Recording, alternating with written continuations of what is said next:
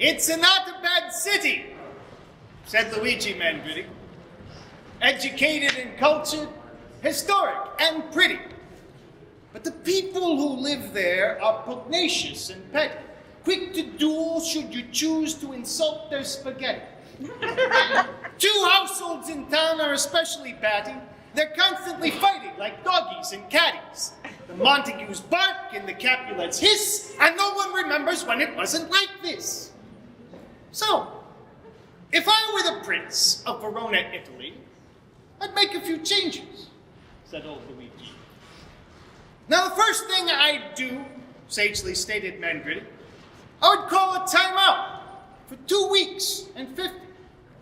Then we'd sit down together and write up a plan titled, "We Can Be Tragedy-Free."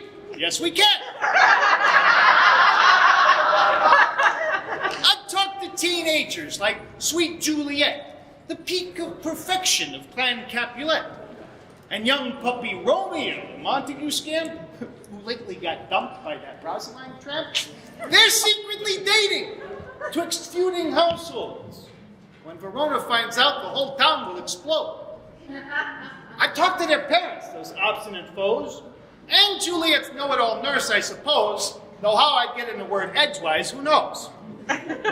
Mayhap Testy Tybalt and I could chit-chat with that whiny, self-righteous Benvolio chap.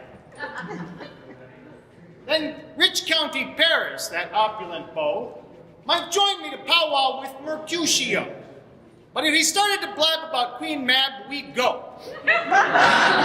Together we'd do it. We'd talk our way through it. Our troubles we'd stick on a list and cry, screw it. Then we'd make a few changes. Don't laugh, don't guffaw. I'd post princely edicts. I'd pen some new laws. For instance, we know that young men are quite fond of brawling, with rapiers and daggers making wounds quite appalling. So, to ensure that Verona's more peaceful and calming in the future, all duels shall be fought with salamis. Furthermore, fathers should never choose mates for their daughters, because that leads to heartache and sometimes to slaughters. Friars should not be allowed to dispense advice or narcotics without proper license. Enforce nightly curfews, guard graveyards with goons. Nothing good ever happens after dark in a tomb. These and other new rules, bragged Mandritti with pride, would ensure law and order where now chaos abides. The city would prosper, there'd be laughter and glee, and that joy would be felt throughout all Italy.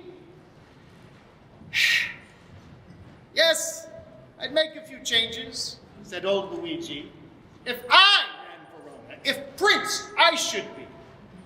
For never did town need to change status quo, more than that of Juliet and her Romeo.